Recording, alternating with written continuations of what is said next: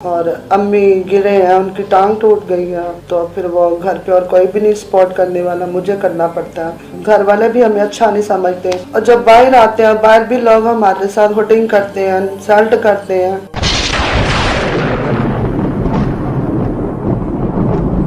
اور نہ ہمیں جو ملتی بھی ہے تو ہمارے ساتھ غلط کیا جاتا ہے, ہمارے ساتھ برا کیا جاتا ہے, ہمارے پہ عرف اٹھا دیتے ہیں لوگ, کھڑے ہوتے ہیں, بٹے مارتے ہیں, شاپر مارتے پانی والے بھی, اور ہمارے ساتھ برا بلا کرتے ہیں, ہمیں گالی گلوچ کرتے ہیں. لیکن کبھی یہ خیال نہیں آیا کہ دنیا تو چلے جانا ہے, جاواں گے پھر کی منہ وہاواں گے. بسم اللہ الرحمن الرحیم. ناظرین تھوڑی خدمت حاضر ہے تھوڑا host Babar Baig A B H T V کی طرفوں. تے ناظرین اج معذرت میرا گلا خراب ہے, لیکن اج دی جڑی سٹوری میں تھوڑے سامنے لے کے آیا, میں روزانہ ایک روڈ تو گزرنا, اوتے میں دیکھنا کہ کچھ لوگ جڑے نے خواجہ سرا وہ برخا اوڑھ کے کھڑے ہوندے نے.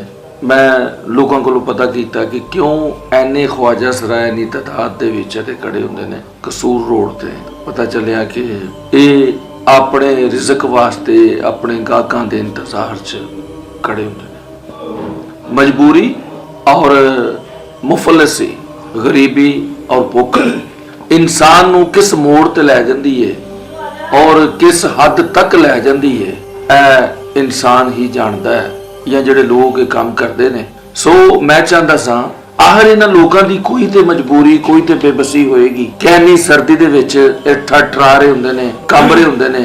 اج بھی سردی انتہائی بہت زیادہ ہے, اور انہاں نو میں ریکویسٹ کیتی, انہاں نو میں لے کے آیا ایک جگہ تے بیٹھ کے. انہاں نال میں کچھ چار گلاں کرنیاں چاہ رہے ہیں, انہاں نال گل کرنے ہیں, انہاں نو پوچھنے ہیں انہیں خواجہ سرا جڑے کھڑے ہوندے نے کیوں کھڑے ہوندے نے, ایدی کی وجہ ہے, انہاں دا کی پرابلم ہے. السلام علیکم جی. وعلیکم السلام. کی نام ہے تہاڈا؟ علی شاہ.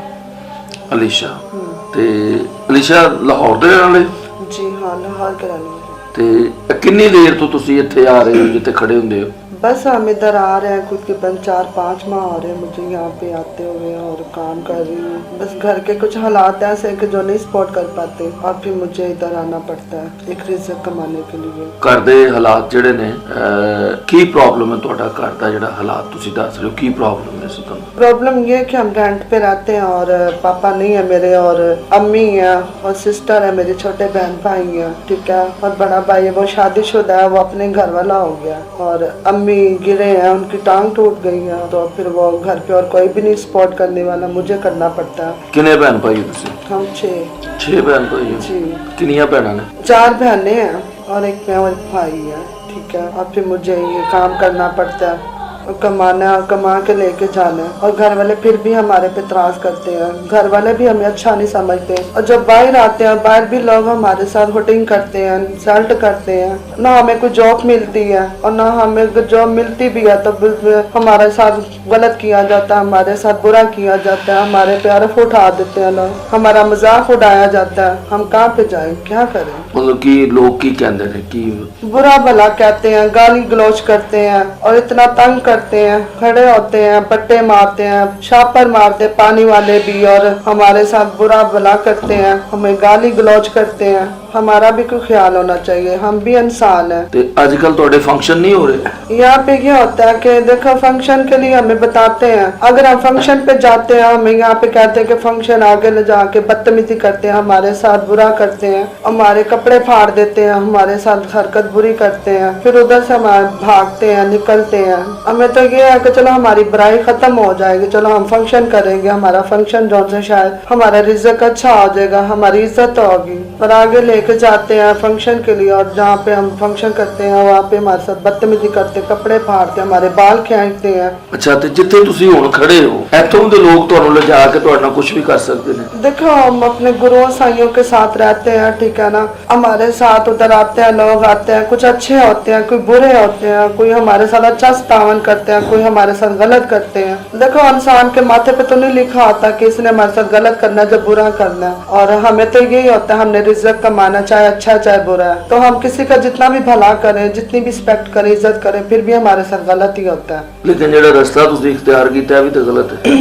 देखिए फिर कहाँ पे जाएं हम लोग? अगर कोई जॉब वगैरह के लिए अप्लाई करते हैं, पहले तो वो कहते हैं कि नहीं 4 दिन 5 दिन 10 दिन महीना लग जाता है। अगर वो हमें रख लेते हैं तो उसके बाद फिर हमारे साथ स्टाफ बदतमीजी करता है, जहाँ हमारे पे चोरी का इल्जाम लगा देते हैं, जहाँ हमारे साथ उधर गलतियां करते हैं, गलत करते हैं, हंसते हैं, मजाक उड़ाते हैं, फिर उधर से भी हमें परेशानी होती है कि हम क्या, हम कोई बला तो नहीं है, तो इंसान नहीं है, फिर कहाँ पे जाए, हम किधर जाए? ना कोई हमें कोई जॉब मिलती है, ना हमें कोई कोठी में काम देते हैं, कोई ना कोई इशू बना देते हैं हमारे साथ। हम लोगों को ना घर वाले अच्छा समझते हैं, ना बाहर वाले अच्छा समझते हैं, क्या करें फिर, किधर जाए? ਕਦੀ ਐਸਾ ਵਾਕਿਆ ਨਹੀਂ ਹੋਇਆ ਤੁਹਾਨੂੰ ਕੋਲ ਲੈ ਗਏ ਹੋਵੇ ਤੇ ਉਹਨੇ ਜਿੱਥੇ ਹੁਣ ਤੁਸੀਂ ਖੜੇ ਹੋ, ਯਕੀਨਨ ਲੋਕ ਤੁਹਾਨੂੰ ਰਾਤ ਵਾਸਤੇ ਲੈ ਜਾਂਦੇ ਨੇ, ਲੇਕਿਨ ਅਗਰ ਲੈ ਕੇ ਜਾਂਦੇ ਨੇ ਤੇ ਬਹੁਤ ਸਾਰੇ ਲੋਕ ਜਿਹੜੇ ਨੇ ਉਹ ਅਕਸਰ ਅਸੀਂ ਵਾਕਿਆਤ ਸੁਣਨੇ ਆ ਕਿ ਹਾਦਸੇ ਹੋ ਗਏ ਨੇ, ਵਾਲ ਕੱਟ ਦਿੱਤੇ ਨੇ, ਤਸ਼ੱਦਦ ਕੀਤਾ है। कोई वाकया ऐसा देखिया तुसी या पेश आया? हाँ, एक दिन ऐसे हुआ कि मैं ऐसे बारिश हो रही और मैं ना चुंगी पे खड़ी हूँ और कुछ लोग आए, उन्होंने बोला कि मैं